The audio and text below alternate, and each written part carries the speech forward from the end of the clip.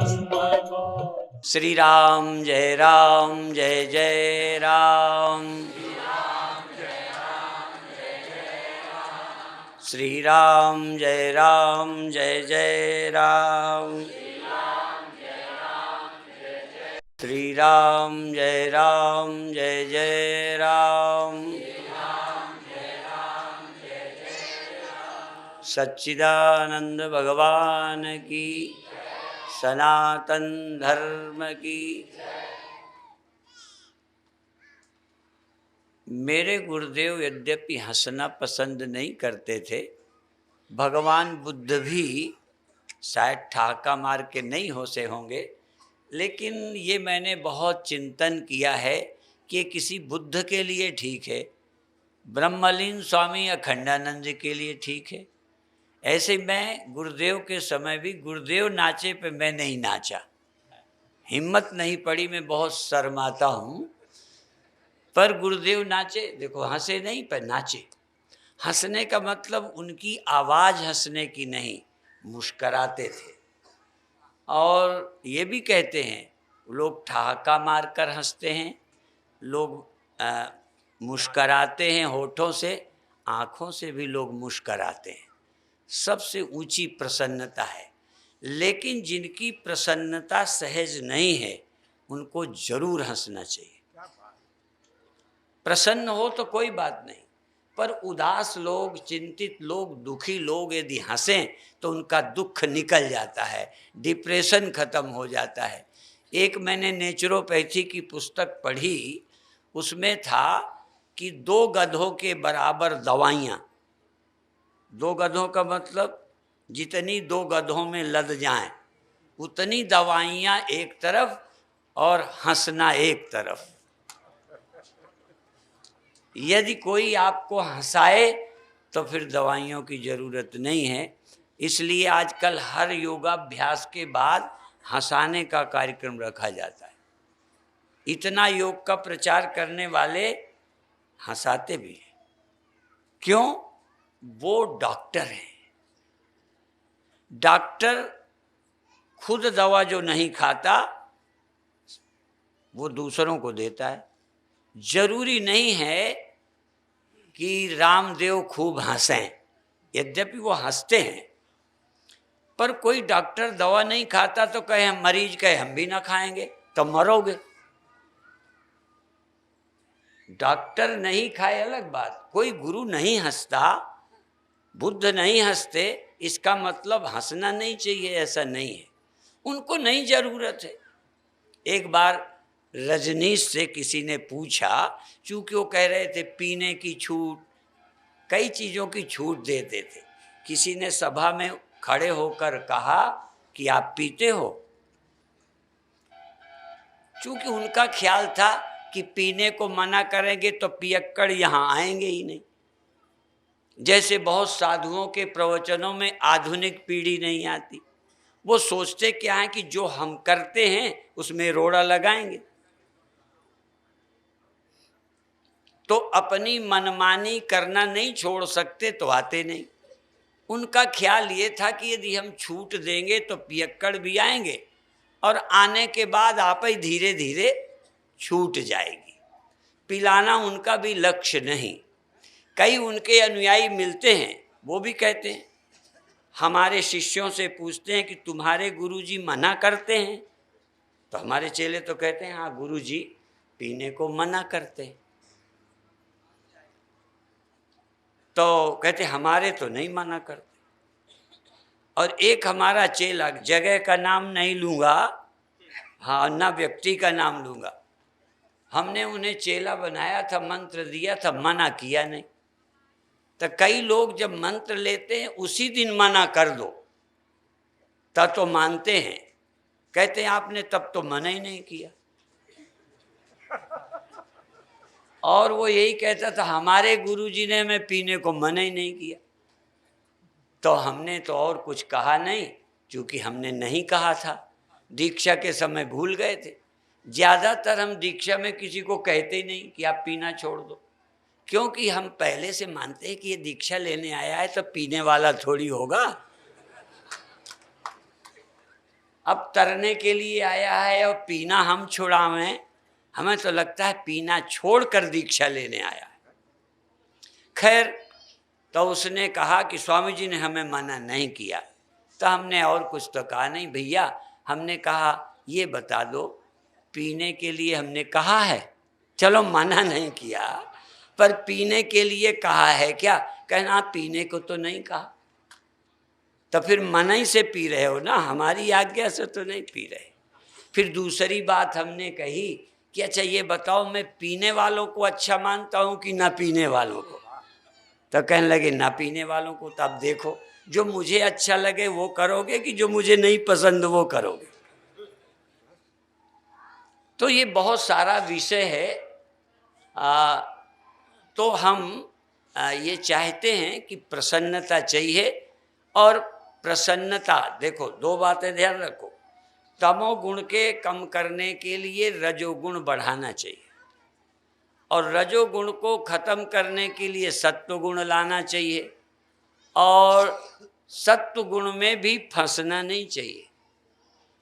तमोगुण तो छोड़ो, रजोगुण तो छोड़ो, शतोगुण में भी आसक्त नहीं होना चाहिए, फिर गुणातीत होना चाहिए। किसी गुण पे चुनाव न रह जाए, गुणातीत हो गए। तो तमोगुण को कैसे खत्म करोगे? नाच के, गा के, प्रार्थना करके, कुछ उचक कूद के तमोगुण चला जाएगा। पर दूसरा ध्यान रखो, रजोगुण यदि छोड़े और तमोगुण आ जाए तो ठीक नहीं है। तमोगुण से रजोगुण में आए और रजोगुण से सत्वगुण में आए और सत्वगुण से फिर गुणातीत हो जाए, क्रम है ये। पर कभी कभी रजोगुण के बाद आदमी तमोगुण में लौटता है, उसमें काम भी है, जिसके बाद खुशी। देखो, हमने बहुत बार प्रवचनों में कहा है कि दिया जलाए माचिस की तिल्ली से, समझो रजोगुण है। तिल्ली से दिया जलाना रजोगुण है, और तिल्ली के बिना जलते रहना सतोगुण है। अपनी प्रसन्नता को, खुशी को किसी माध्यम से पैदा करना, माध्यम से, ये है रजोगुण। और माध्यम के न रहने पर, श्वास न लेने पर, नाचना बंद कर देने पर, कीर्तन बंद कर देने पर भी यदि सजगता और प्रसन्नता बाद में बनी रहती है तो आप रजोगुण से पार आ गए। यदि उसको बंद करते प्रसन्नता खो जाती है, चैतन्यता खो जाती है, फिर जड़ता, निद्रा, आलस्य घेरता है, तो आप रजोगुण के बाद तमोगुण में लौट गए। कोई लड़का चौथी से पांचवी में जाए, और कोई 3 से चौथी में जाए, और कोई चौथी से तीसरी में आ जाए, आपको आश्चर्य होगा, आप मानेंगे नहीं। हम गुरुदेव के साथ रहते थे तो बच्चों से भी मिलते थे। सचमुच एक लड़का सयाना था, हमने पूछा पढ़ते हो, क्योंकि उन जमानों में पढ़ता है यही काफ़ी था। हमने पूछा पढ़ते हो? कहने लगे हाँ। ये किस क्लास में? कहें 2 में। बस सयाना बहुत था। मैं 11 बरस का था तब पढ़ना शुरू किया था। अब 11 बरस के बच्चे कम से कम 5 के आगे निकल जाते हैं। अब हमने शुरू किया था, तो उस लड़के को भी सयाना देखा था। हमने कहा तुम तो सयाने हो, 2 में पढ़ते हो? कह नहीं, पहले मैं 4 में पढ़ता था। ये झूठ नहीं बोलता। कहन पहले 4 में, तो मैं और आश्चर्य में पड़ गया। मैंने कहा यार 4 में थे तो तुम 2 में कैसे आ गए? कहने लगे 4 पढ़कर मैं काम करता रहा, भैंसे चराता रहा, काम और खेती में, घर में काम में लगा रहा, घर वालों ने पढ़ाया नहीं। पर किसी पड़ोसी ने बहुत उनको समझाया कि जिंदगी क्यों खराब करते हो, तो फिर भेजा। तो मेरे से पूछा, मुझे तब तक सब भूल गया था, तो मुझे 2 में भर्ती किया है। अब समझ में आई बात? तो कई रजोगुण के बाद सत्वगुण में जाना चाहिए, पर तमोगुण में आ जाते। तो प्राणायाम करके, कीर्तन करके, नृत्य करके यदि तुम लेट भी जाओ ना, बिल्कुल मुर्दे की तरह कुछ भी ना करो, क्योंकि करना रजोगुण है। या करने में आनंद आए, इसका नाम रजोगुण है। और बिना किए आनंद रहे, ये सत्वगुण है। तो चाहे शुरू में ही निष्क्रियता से आनंद में चले जाओ, चाहे करके करना छोड़ के आनंद में आ जाओ। ज्ञान और प्रसन्नता सत्वगुण है और क्रिया रजोगुण की है। तो करने से आनंद प्रकट किया और लेट गए, बैठ गए, आंखें बंद, भस्त्रिका बंद, अनुलोम विलोम बंद, समझ में आया? और नाचना कूदना बंद, बोलना कीर्तन बंद, पर जगना है, प्रसन्नता है। चैतन्यता और प्रसन्नता यदि बनी है तो आप रजोगुण से सत्वगुण में आ गए। और चैतन्यता और प्रसन्नता 2 खो गई, नींद में चले गए, तो ये तमोगुण है। तो 4 से 3 में जाओ, चाहे 4 से 5 में जाओ, और उस क्लास में देर तक कोई रह नहीं सकता।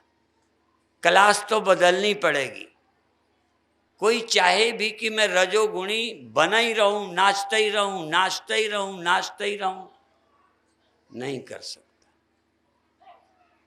कीर्तन करता रहूं, अरे घंटे करोगे, 2 घंटे करोगे, अखंड कीर्तन करोगे ना, तब भी बदलती रहेगी पार्टी। एक ही अखंड कीर्तन 10-5 दिन का नहीं, कई तो वर्षों से चल रहा है। कई जगह 25 वर्ष हो गए अखंड कीर्तन चलता है, एक ही आदमी करता रहता है ना। हाँ, तो सतत कोई गुण नहीं रहता, पर एक बार गुणातीत होने के लिए तमोगुण से रजोगुण लाओ, रजोगुण से सत्वगुण में जाओ, और फिर साक्षी होकर त्रैगुण्य विषया वेदा निस्त्रैगुण्यो भवार्जुन। फिर तुम गुणातीत हो जाओ कि गुण आते जाते हैं, साक्षी आता जाता नहीं है।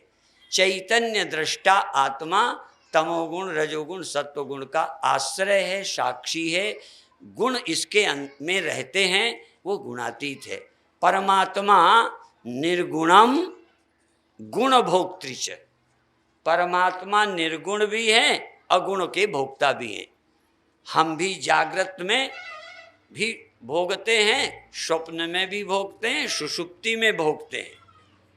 सुषुप्ति में आनंद भोगते हैं, विषय नहीं।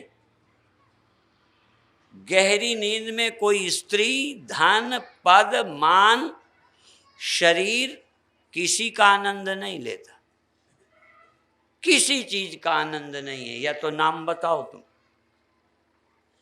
धन का सुख गहरी नींद में, मान का, अमरता के वरदान का, ना तो किसी चीज का आनंद लेता है, किसी चीज का, और ना किसी चीज की हानि का दुख होता है। क्यों? गहरी नींद में किसी चीज का ही पता नहीं, तो हानि का संदेश खोपड़ी में कैसे आएगा?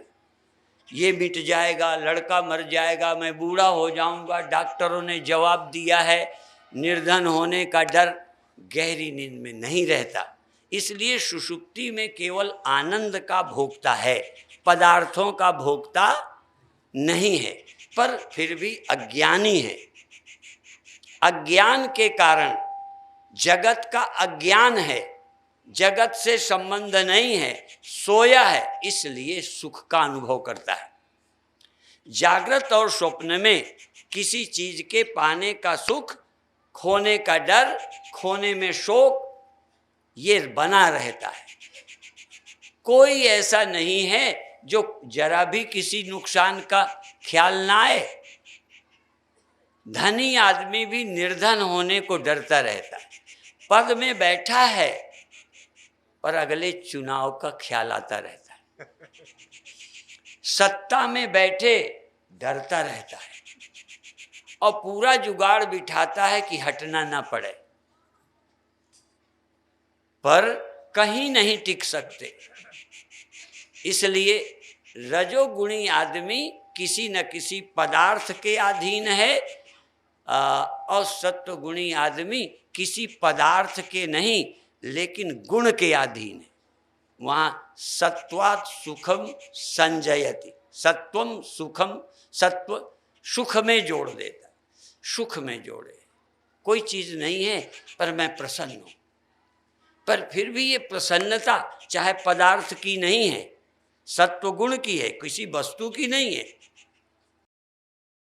बस बैठा है, अंदर खुशी चल रही है, अपने आप प्रसन्नता है। ये जो प्रसन्नता है ये बहुत बड़ी चीज है, ये सत्व गुण है, पर एक समान नहीं रहती। तो फिर क्या ज्ञान चाहिए, क्योंकि सुख में सत्वगुण बांधता है, क्रिया में विषय में रजोगुण बांधता है, निद्रा आलस्य में तमोगुण बांधता है, पर स्वरूप बोध में ये आते जाते हैं, किसी में बंधता नहीं, इनमें आसक्त नहीं होता, चुनाव नहीं करता। थोड़ा देर ये रहेगा, थोड़ी देर ये, ठीक है आए जाएंगे, वो तैयार हो गया है, जो होता है उसके लिए राजी है। ये भक्ति भी है, ज्ञान भी है। हम राजी हैं उसी में जिसमें तेरी रजा है, यहाँ यूं भी वाह वाह है, यूं भी वाह वाह है। अब आप क्या सोचते हो, हमारे मन की 24 घंटे प्रसन्नता या जागृत अवस्था रहती है, ध्यान अवस्था रहती है? नहीं रहती। सुषुप्ति रहती है? नहीं रहती। मन सदा कहीं रहता है? नहीं रहता। ये भी जिनको पता नहीं है वो अभी तक जवानी को पकड़ रहे थे, बनी रहे, अब थोड़ी नासमझी हो तो सत्व गुण बना रहे। ये हम काम करने में, रजोगुण भोगने में, पदार्थों का आनंद लेने में सदा सक्षम बने रहें, जवान बने रह जाएं, इतना खाने लायक बने रह जाएं, नहीं रहे। पहले हमको याद है, हम झूठ नहीं बोलते, पंडित रहे ना, निमंत्रण ही खाते रहे, तो ये टाइट हो जाता था पेट। हमने सुना है कई जब खाते हैं तो ऐसा एक वो बांधते हैं ढीला, और उसका वो स्थायी रहते हैं, जब वो कस जाए समझते हैं अब पेट भर गया। वैसे अंदाज नहीं बनता। अब हमें वैसी की तो जरूरत नहीं, पर पेट कस जाए तो लगता है पेट भर गया, और ढीला रह जाए ना तो लगता है भी कुछ कसर है। जरूरत भर का खा गए पर पेट तना नहीं। पहले हम तान के खाते थे, झूठ नहीं बोलते, छोटे बच्चों से देखो तान के खाते हैं, और तान के खा के गए कि पहले घंटे में थोड़ा पिचक गया, दूसरे में और, तीसरे में और, 5 घंटे के पहले फिर गुब्बारा ढीला। अब हम थोड़ा ढीला रखते हैं, थोड़ा ढीला रखते हैं, टाइट नहीं करते, पर थोड़ी देर बाद टाइट हो जाता, उल्टा हो गया। थोड़ा भूख रखते हैं, ज्यादा ना खाएं, थोड़ी देर बाद जब पचना शुरू होता है तो लगता है यार ज्यादा खा गए। कम खाने पर ज्यादा हो जाता है, पहले ज्यादा खाने के बाद कम होना शुरू हो जाता था। अब वही सिस्टम है, कम होना चाहिए, पर बुढ़ापे में कम खाओ तो बाद में ज्यादा हो जाता है। इसलिए जवानी का नियम बुढ़ापे में लागू नहीं होता। अभी अभी यद्यपि बहुत तगड़ी है, पे नाचते हुए बैठ गई ना तो उठ ना पा रही थी। हाँ, पहले हम एक पैर उठाए बैठते थे, उठते थे, एक पैर रखते ही नहीं थे। एक पैर उठाए रहा, फिर बैठे, फिर उठे। अब दोनों पैर से नहीं उठा जाता। दोनों पैर से भी उठना पड़े ना तो हाथ लगा के, हाथ न लगावें तो नहीं बनेगा। कई इसमें होंगे मेरे साथी जो हाथ लगा के उठते हैं, समझे? कहाँ एक पैर से उठ जाते थे, अब नहीं उठते बनते। ऐसे ही पहले पानी भरते थे, वो कटिया मशीन चलाते थे और जाने कितना खूब कुएं में पानी भरकर कटिया चलाकर दर्द खत्म, दर्द नहीं। अब एक दिन चला लो तो 3 दिन दर्द करता है, प्रैक्टिस भी खत्म हो गई। तो ये शरीर बदलता रहता है, पहले जैसा नहीं, पर मन सोचता है पहले जैसा। मैं गुरुदेव की भी पोल पट्टी बताया करता हूँ। क्या गुरुदेव, इनमें याद होगा, गुरुदेव कहते थे तुम मेरा हाथ पकड़ो, कोई पहलवान आए मेरा हाथ पकड़े मैं छुड़ा लूंगा, ऐसे बोलते थे, और मैं तुम्हारा पकड़ता हूं छुड़ा लो। अब गुरुदेव के सामने कौन आए कि पकड़ो हम छुड़ाएंगे, पर मुझे पक्का है कि तुम छुड़ा लेते, वो पकड़ते तो तुम छुड़ा लेते, तुम उनको पकड़ लेते तो ना छुड़ा पाते, मुझे पता है। पर वो ब्रह्मचारी, मन में कोई कमी नहीं, डिप्रेशन नहीं, दुख नहीं, कमजोरी मालूम ही नहीं पड़ती थी। तो लगता था मेरे ताकत वही है, वही थी नहीं, वही लगती रहती है। मेरे एक गुरु भाई जालौन जिले के थे, बोधानंद नाम था। मैं लोहचरा, नाम बड़ा अच्छा है लोहचरा, सब घास चरते हैं, अनाज चरते हैं, उस गांव का नाम लोहचरा। वहां एक नीम के पेड़ में मैं चिटका और लटक गया, जमीन में बिना पैर रखे, चूंकि ऊंचाई में था, जमीन में बिना पैर रखे ऊपर गया नीचे गया, ऊपर गया नीचे गया, ऐसे ऐसे करता रहा। खूबी नहीं बता रहा, मैंने 10 बार किया। तो कहते बस, वो मेरे से बड़े थे, कहते बस। और वो पहले पहलवान रहे थे, जैसे स्वामी ब्रह्मानंद, हाँ ये कुश्ती लड़ते रहे, पहलवान रहे, हाँ। तो वो भी इसी रंग के थे ब्रह्मानंद जैसे, बोधानंद। तो कहने के बस, मैंने कहा हाँ आप कितना, कहना आपसे तो ज्यादा ही कर लूँ। बोले, वो भी लटक गए, और लटक के ऐसे ऐसे करते रहे, एको बार नहीं गए। ज्यादा बार को कहा, एक बार भी नहीं, ऐसे ऐसे करत रहे, पैर ऊपर जा ही नहीं पाए। इसका मतलब मन में पुराना कुश्ती वाला ख्याल था, दम पुरानी। हाँ, ऐसे ही हर आदमी को खाने में, बोलने में, बदपरहेजी में पहले सब कर लेते थे, कुछ नहीं होता था। अब डॉक्टर कहते हैं जिंदगी हो गई, हम सब खाते रहे, हम यूं करते रहे। अब पहले वाली अकल मत रखो, नई वाली से काम चलाओ, ये सूखी अकड़ पुरानी नहीं लिए फिरो। और इसी तरह से पहले ये खा लेते थे, सब ठीक हो जाता, हम घी खाते रहे, हम दूध पीते रहे, जाने क्या क्या, तली पूड़ियाँ, हाँ सब खाते रहे। अब मना करते हैं डॉक्टर। पहले कितनी चीनी खा लेते थे, अब तो केला भी मीठा न खाओ, मीठा फल भी न खाओ, कई बार तो पानी पियो तब भी उसमें भी मीठा पानी गड़बड़ है। इसलिए हाँ, यदि सुखी रहना है तो आपको जागरूक रहना चाहिए और सब चीजों को तैयार रहो। मुक्ति क्या है? आत्मा का ज्ञान और अनात्मा के परिवर्तन, बिछुड़ने को राजी रहना। दो चीजें पैरेलल हैं, नाशी और अविनाशी, साथ साथ। नाशी और अविनाशी साथ साथ है, रहने वाला न रहने वाला साथ साथ है। तो न रहने वाले चीज को न रहेगा ये समझते हुए तैयार रहो, और रहने वाले में आत्म भाव करके निश्चिंत हो जाओ, मुक्ति है। न रहने वाली किसी चीज को, देखो इच्छा आ जाना, मन में आ जाना आदत पड़ी है, इसलिए व्यास गद्दी से दूसरी बात बता दूं, हमारा मन तुम्हारा मन और तरह का नहीं है। अपमान हमें भी अच्छा नहीं लगता पर समझा लेते हैं, मान अच्छा लगता है लेकिन उसके पीछे पड़ते नहीं हैं।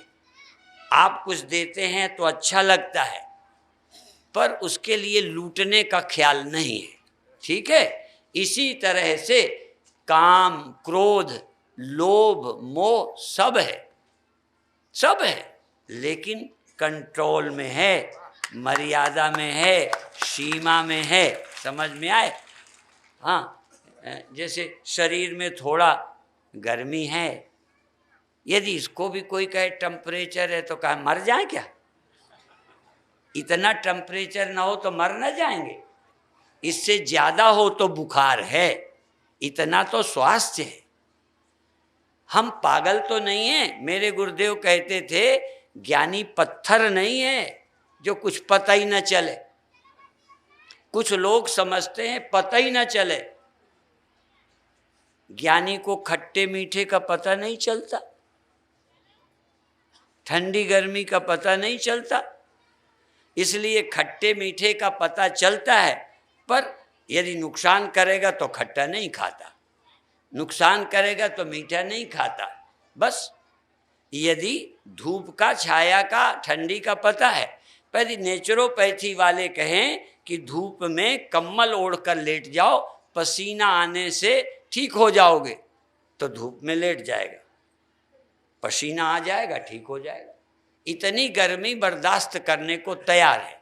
इसी तरह से कोई कि इतना पानी पियो उल्टी कर दो, अब देखो अच्छा नहीं लगेगा, पर पानी पी के उल्टी करो, कुंजल करो तो ये सब निकल जाएगा, तो कर लेगा।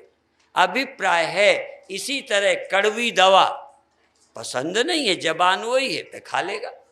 इसी तरह आपने अपमान किया, मान किया, ये समझ के कि मैं अपनी शांति मुक्ति को भंग नहीं करना चाहता, मैं स्वस्थ रहना चाहता हूँ।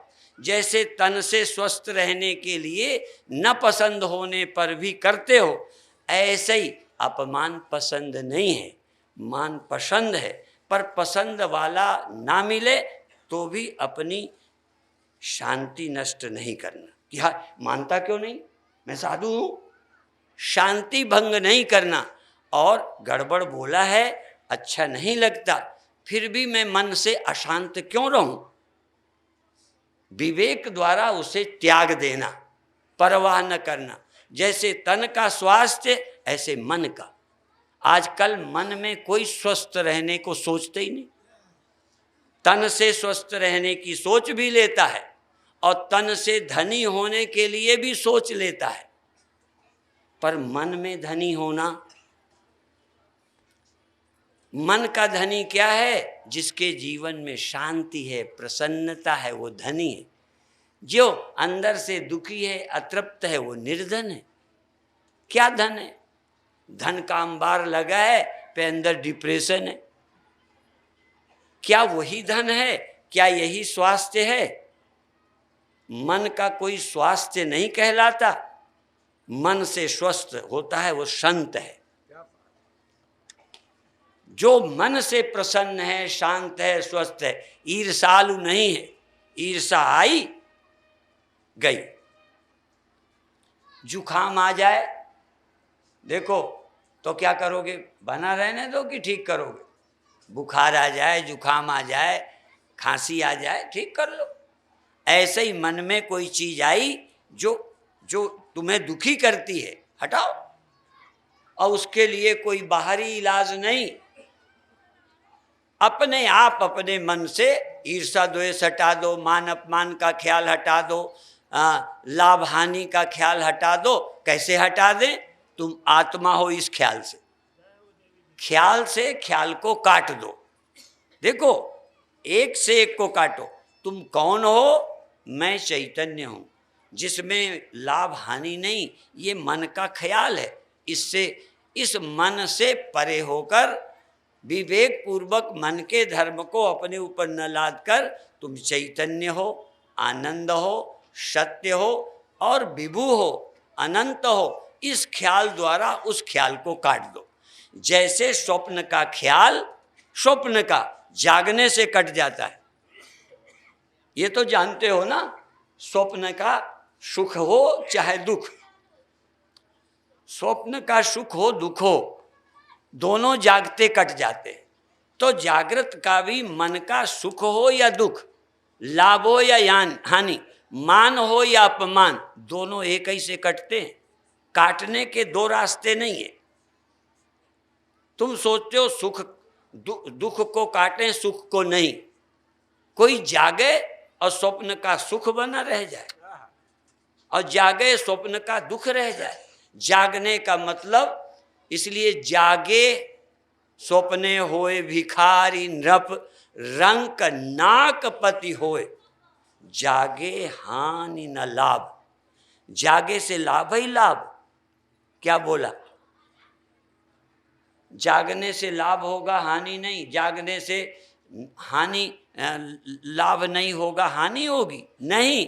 जागे हानि न लाभ कछु। कहते फिर क्या हुआ? फायदा तो कुछ ना हुआ। कह ये लाभ हानि ना हो, इससे बड़ा कोई फायदा है? देखो दुनिया में या तो लाभ है या हानि है। लाभ वाले को हानि का खतरा, हानि वाला रो ही रहा है। तो लाभ का आकर्षण और हानि का भय न रह जाए, इससे बड़ा कोई लाभ नहीं। इसलिए यम लब्ध्वा चा परम लाभम मन्यते नाधिकम ततः, जिस लाभ से बड़ा कोई लाभ नहीं। इसलिए आत्मलाभ, चिन्ह मात्रता का लाभ, सारे ख्याल सुख के दुख के, जन्म के मृत्यु के, मिलने के बिछुड़ने के, ये सब ख्याल है। अच्छा, मिट्टी को किससे बिछुड़ेगी? देखो घड़ा घड़े से बिछुड़ेगा, घड़ा मकान से बिछुड़ेगा, घड़ा घड़े को पाएगा, पर मिट्टी को ये बता दो किससे बिछुड़ेगी? घड़े से, मकान से। अच्छा, मिट्टी को मकान मिलेगा, घड़ा मिलेगा? हाँ, यदि ना समझ है तो घड़ा मिल गया, अब घड़ा ना रहेगा। यदि मिट्टी को घड़ा लगता है कुछ है, मिट्टी को लगता है मकान है, तो उसको कुछ मिलेगा बिछुड़ेगा। अज्ञानी मिट्टी को कुछ मिलेगा, अज्ञानी मिट्टी से कुछ बिछुड़ेगा। और उपाधि में फंसे को घड़ा घड़े से बिछुड़ेगा, रोएगा, मिलेगा खुश होएगा। उपाधि से उपाधि मिलती है, और निरुपाधि उपाधि में तादात्म्य करके भ्रम में संयोग और वियोग, बढ़ना और घटना देखता है। जिस दिन सत्य अपने को जानेगा, न कोई बिछुड़ता है, न कुछ मिलता है, न घटता है, न बढ़ता है। जिस व्यक्ति के जीवन में ये समझ आ गई, वो जब चाहे, देखो जब चाहे, मान लो ख्याल आ गया, अरे घड़ा, ओह मर जाएंगे, फिर ख्याल आ गया हम तो मिट्टी हैं, बस। माने उन ख्यालों को, जैसे स्वप्न के ख्याल को जाग कर मिटाते हो या मिट जाता है, ऐसे ही संसार भर के सब लाभ हानि केवल परमात्मा की याद से मिट जाता है। केवल परमात्मा की याद सबको हटाती है। यदि याद करना आता हो किसी को तो, और समय पर याद करे। ये भी बताएं, शंकर भगवान को काम आया, हमें तुम्हें नहीं। जिनका हम भजन करते हैं, राम रोए, रामायण वाले जो कहें सो कहें। देखो शंकर के जटवा हिलाए गई रे, नैन मारी गुजरिया मार गई रे। हाँ, अब शंकर भगवान, बुरा नहीं मानना, समझाने के लिए कह रहे हैं। तो जब वो व्यवहारिक रूप में थे, उनको भी झपकी आई, तो उनको भी काम। तो फिर क्या किया? तब शिवती शर नयन उघारा, भागे नहीं फिरे, किसी और के पास नहीं गए। तब शिव तीसर नयन उघारा, चितवत काम भयो जरी छारा। काम, और काम जिसके लिए आता था कोई था ही नहीं। जहां तीसरी तत्व दृष्टि आई, जैसे रस्सी का सांप डर लगता था, जरा सा रस्सी देखी सांप गया। तो जहां तुम्हें ब्रह्म का ख्याल आया, पहले तो ख्याल करना समझे, फिर जरूरत पर ख्याल कर ले। जैसे शंकर भगवान को ज्ञान उस दिन नहीं हुआ, ये ध्यान रखना, मैं उनकी ओर से बोल रहा हूं। भगवान शिव को उस दिन ज्ञान नहीं हुआ जब काम आया, ज्ञान उन्हें पहले हो गया था, पर उतनी देर को ज्ञान का ख्याल न रहा, दुनिया का ख्याल आ गया, दुनिया की दृष्टि आ गई। जैसे तुम्हें स्वप्न आ जाता है, आ गया तो शंकर भगवान को काम आया, ख्याल में चले गए। तो तब शिव तीसर नयन उघारा, तीसरी आंख खोली तो कोई था ही नहीं, ना शंकर का न संसार, एक चैतन्य शिव, शिव थे और कोई था ही नहीं। ना मैं न तुम न यह न वो, हम न तुम दफ्तर गुम, सब गए। अब क्रोध किससे आए? क्रोध की द्वैतक बुद्धिविन। यद्यपि वहां क्रोध का प्रकरण है, पर मैं सबको क्रोध की द्वैतक बुद्धिविन, मैं और चौपाई जोड़ना चाहूंगा, काम की द्वैतक बुद्धिविन, लोभ की द्वैतक बुद्धिविन, द्वैत के बिना अज्ञान। चाहे काम का द्वैत है, चाहे क्रोध का द्वैत है, द्वैत उतनी देर है जितनी देर ब्रह्म चिंतन नहीं है। जहां ब्रह्म का विचार हुआ, ब्रह्मैवेदम सर्वम, चैतन्य के अतिरिक्त आत्मैवेदम सर्वम, मुझ चैतन्य के सिवा न मैं हूं, न ये है न वो है, एक ही है। जब जाना, उतनी देर काम किससे, उतनी देर क्रोध किससे, उतनी देर। ध्यान रखना, मैं शब्द का प्रयोग करता हूं तुम्हारी ही दृष्टि से। जितनी देर स्वप्न से जागे कोई परेशान नहीं। अच्छा, अगले दिन स्वप्न आ जाता है कि नहीं? कोई जिंदगी भर को स्वप्न खत्म हो गए? नहीं। जब सोगे फिर तो ज्ञानी ज्ञान काल में संसार से प्रभावित नहीं होता, विस्मृति काल में संसार फिर उसी तरह दिखने लगता है। इसलिए जब जब दुख आवे, स्वरूप की याद करो, सुमिरो सुमिरी सुमिर सुख पाओ, कल कलेश तन माहि मिटाओ, और काज तेरे किते न काम, मिल साध संग भज केवल नाम। दुख से छूटना है तो यही स्मरण करो। अब देखो, चाहे डॉक्टर हो, चाहे मैं हूं, चाहे तुम हो, मरते समय कौन काम आएगा? जब देहकांत होने लगेगा, यदि तुम्हें ब्रह्म चिंतन आता है तो तुम मृत्यु को प्राप्त नहीं होगे। यदि तुम देहाभिमानी हो या इंद्रिय मन में ही फंसे हो, चैतन्य आत्मा का सही सही स्पष्ट ज्ञान नहीं है, तो तुम कह पाओ न कह पाओ, मरोगे, दुख अनुभव करोगे। यदि तुम जागृत हो चिन्मात्र, तो तुम मरोगे कैसे? यदि मिट्टी भी घड़ा मान रही है तो मरेगी, कोई नहीं बचा सकता। और जरा सा घड़ा नष्ट होने का टाइम आया, जवाब दिया किसी ने कि अब फूटने वाला है, तुमने कहा हम मिट्टी हैं, अब उसको कौन मार देगा? तो बचाया किसने? उस समय तुम्हारी ही बुद्धि तुम्हें बचाएगी और तुम्हारी ही बुद्धि तुम्हें मारेगी। कोई तुम्हें बचा नहीं सकता, तुम्हारी ही सद्बुद्धि। यदि तुमने कमाई की है, यदि तुमने चिंतन किया है, यदि सत्संग के द्वारा ठोस चिंतन है, तो मृत्यु के समय तुम मृत्यु को प्राप्त नहीं होगे। यदि तुमने सिर्फ रटा रूटा है तो कहते कुछ रहो, बाहर वाले चाहे बाद में कहें हमारे गुरुजी मरते नहीं, पर तुम मरोगे। क्योंकि लोग तो जो सुना वही समझेंगे हमारे गुरुजी शोक मोह से मुक्त हैं। शोक मोह से मुक्त वो है जो आत्मा है। और आत्मा कौन है? जो आत्मज्ञानी है।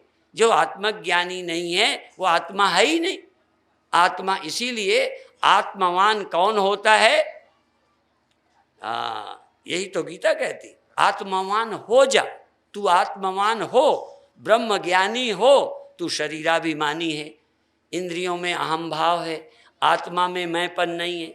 जब हम लोग कहते हैं शिवोहम शिवोहम, तो कई बड़े चिढ़ते हैं। अब मैं कहता हूं कि सचमुच यदि कोई समझता है कि शिवोहम चैतन्योहम अहम ब्रह्मास्मि, तो ईर्षा के लायक नहीं है, चिढ़ने के लायक नहीं है, नास्तिक नहीं है, उसके चरणों में गिरने के लायक है। जो ये समझता हो कि मैं ब्रह्म हूं, हा, बोलता हो, मैं नहीं कह रहा, मैं चिल्लाने बोलने के लिए नहीं कह रहा, पर सचमुच यदि कोई ऐसा है ब्रह्मज्ञानी जिसे मैं पता है कि मैं ब्रह्म हूं, इससे ऊंची भी कोई और बात हो सकती है?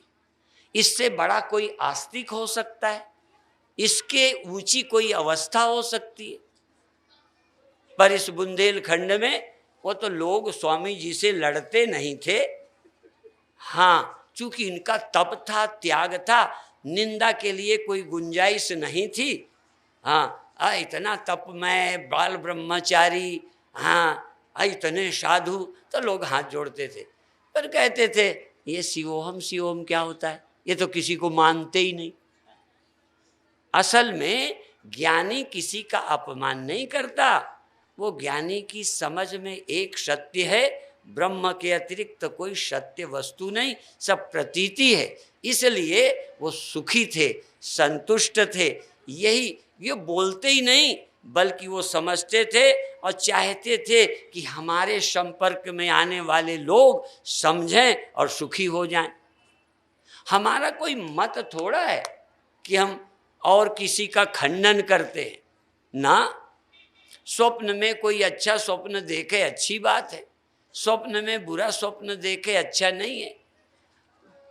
ऐसे ही इस जगत में तुम स्वस्थ हो, तुम धनी हो, तुम बड़े सम्मानित हो, बधाई है, लेकिन सम्मानित होने से क्या हो जाएगा, स्वस्थ होने से भी क्या हो जाएगा, और समाज में और बहुत कुछ उपलब्ध है तो क्या हो जाएगा।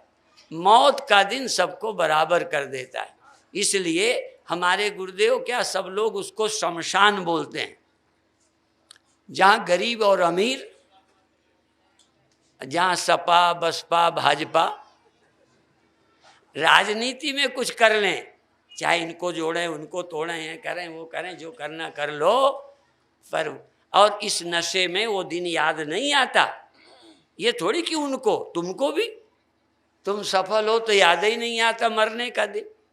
हम तो बताएं, हम झूठ नहीं कहते, जब हम घर से निकले तब मौत को कुछ नहीं समझते थे, जब निकले तब कोई परवाह ही नहीं थी, पर जितना ज़्यादा ध्यान जाने लगा तो लगता है इतना कर रहे, ये क्या होगा मेरे लिए। वैराग्य तब से ज़्यादा, और तब से ज़्यादा लगता है कि ये किया कराया, चलो ये आश्रम है, नाम है, ठीक है, हॉस्पिटल है, नाम है, अब बताओ छोड़ के जाएंगे कि नहीं। तो तुम्हारे पास ज़्यादा छोड़ने को है कि मेरे पास ज़्यादा, किसका छूटेगा, लो तुम्हारे कितना है जो छूटेगा। हमारे 35 आश्रम, 7 हॉस्पिटल और 15 विद्यालय चलते हैं, और रोज एक आधा नया पैदा हो जाता है। जैसे तुम्हारे लड़का ना होते ही जाते हैं, हमारे आश्रम पैदा होते जाते, तो कौन सा काम आएगा। अच्छा, नाम रह जाएगा ना। गुरुदेव देखो, कभी कभी आए चर्चा हम गुरुदेव की कर देते, नहीं गुरुदेव जी का क्या है। यदि वो भी कुछ चीजों में पड़े होंगे तो क्या है, तो मुक्ति क्या है, किसी नाशवान वस्तु को अपनी न बनाना, किसी न रहने वाले को मैं न बनाना, मेरा न बनाना, यही मुक्ति है। और सदा रहने वाला, सर्वत्र रहने वाला, यही नहीं, इसमें भी औरों में भी, समम सर्वेषु भूतेषु तिष्ठन्तं परमेश्वरम। अच्छा, जो सब में परमात्मा रहता है, सब में, जैसे जो मिट्टी सब बर्तनों में है। अब ये बर्तन पूछे, कथा सुन रहा है, ये क्या सब में रहती है, तो घड़े को ये संदेह हो कि मेरे में रहती है कि नहीं। अच्छा, फिर दूसरा, जो मिट्टी मेरे में रहती है, क्या मिट्टी ही औरों में नहीं रहती? तो जो सब में रहता है वो ये मेरे यहाँ मैं, और जो मेरे यहाँ मैं वही सब में वह है। सब में और मैं के अंदर रहने वाले सत्य दो नहीं है। तो तुम कहाँ रहते हो? यदि सत्य तुम हो तो ये तुम्हारा अकेला है। ये मिट्टी का कौन घड़ा है? जरा मिट्टी से पूछना, ना समझों से नहीं।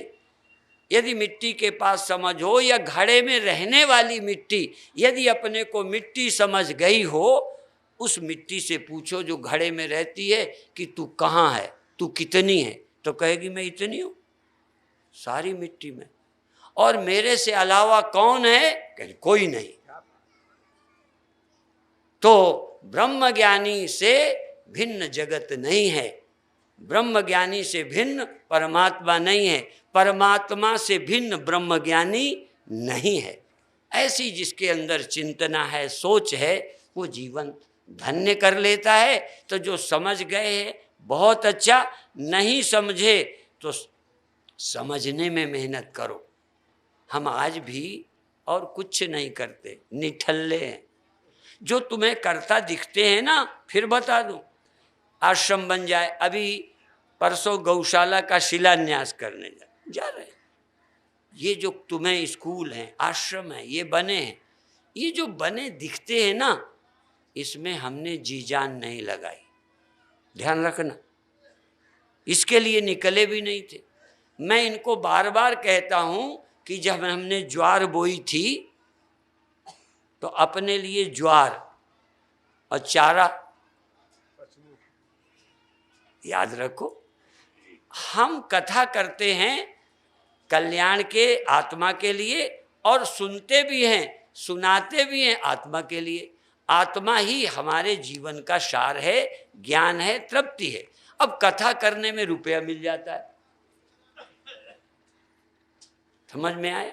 जैसे ज्वार पैदा करने में करबी पैदा हो जाती, नहीं होती। अच्छा, बिना करबी की ज्वार पैदा करो, तुम कथा करो और समाज तुमसे जुड़े ना। तुम कथा करो, समाज तुम्हें कुछ दे नहीं, तुम्हें खिलाए नहीं, होगा? कथा करोगे तो जनमानस प्रभावित होगा, उससे कुछ ना कुछ लोग सेवा करते हैं। तो वो जो मिला, तो अब बताओ, मैं आश्रम खा लूंगा, हॉस्पिटल खाऊंगा, विद्यालय चाटूंगा? तो जैसे जानवर उत्पादन में से घास चारा वो खाता है, अन्न मनुष्य खाता है, हम ब्रह्म को ही खाते हैं, हम ब्रह्म को ही रस लेते हैं, हम आत्मा का ही लेते हैं। इसी रस लेने में तुम प्रभावित होते हो, इसी रस बांटने में। तो जो घास चारा आता है ना, किसी आश्रम में लग जाता है, किसी विद्यालय में लग जाता है, किसी हॉस्पिटल में लग जाता है। ये हमारा लक्ष्य नहीं है, पर इसके विरोधी भी नहीं है। अच्छा, ये क्या आप विरोध करोगे करबी ना हो? करबी ना हो ये चाहोगे? क्यों? जानवर मर जाएंगे। ये आज इतने लोग लगे हैं, आज भी भुखमरी की समस्या है। आप कितना भी दे दो, हाँ, अब वैसे तो दोगे नहीं, कथई यथा में दे दो तो दे दो। वैसे तो लूटने में लगे हो, देना तो आता ही नहीं। हाँ, दोगे, श्रद्धा बढ़ जाएगी, तो जब आ जाएगा तो कहीं ना कहीं। इसलिए परोपकाराय शताम विभूतया, संतों के पास जो आएगा वो कहीं परोपकार में लगेगा। अंत में एक बात कह दूं, संत के पास किसी स्त्री का चक्कर ना हो, एक कोई व्यसन, नशा नुशा की आदत ना हो, तो संत के पास कहाँ जाएगा? जो आएगा कहाँ जाएगा? अच्छा, सारा खा जाएगा। इतना पैदा हुआ, इतना आया कि बाबा खा सकता नहीं, और किसी के चक्कर में है नहीं जहाँ जाए, घर से जुड़ा नहीं। यदि घर से जुड़ा ना हो, किसी स्त्री आदि का चक्कर ना हो, नशा ना हो, तो साधु के पास जो आएगा वो समाज में ही लगेगा और कहीं जाके नहीं सकता। और किसी का यदि नहीं लग रहा तो या तो मिलता ही कम है, उसी के गुजारे भर का मिला है, क्या करेगा वो? देगा क्या? तो मिला नहीं, और या तो यदि करता नहीं मिलता है तो घर भेजता होगा या नशा करता होगा।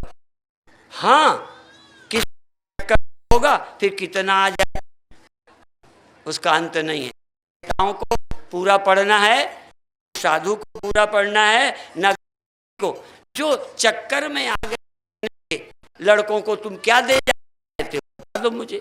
कितना लड़के तुम्हें धन्यवाद दे और कितना भी दे दो, जिसकी वो आशा बैठा उसमें 100 रुपया निकालोगे ना को, तो बेटों को अच्छा लगोगे।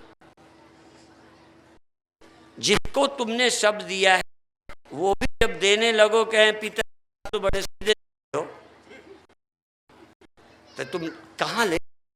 इसलिए खाने पीने ज्यादा यही लगाने का है, ले जाने वाले जहां भूख मरना बहुत बड़ा अपराध है, अभिशाप है।